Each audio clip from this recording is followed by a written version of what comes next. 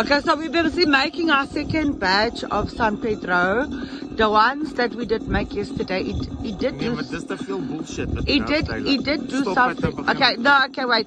So we did cut off the stuff of the San Pedro. And now he's busy cutting off the thorns. Het jy hom weer oorbegin? Ja, ek het hom weer oorbegin.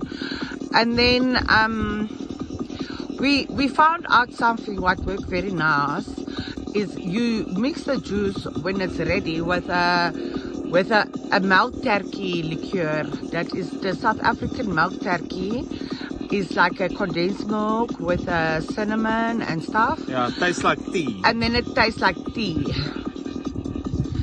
And now he is cutting off just the thorns. No, he's cutting off the thorns, and then we will pull off the skins, and then we will cook it.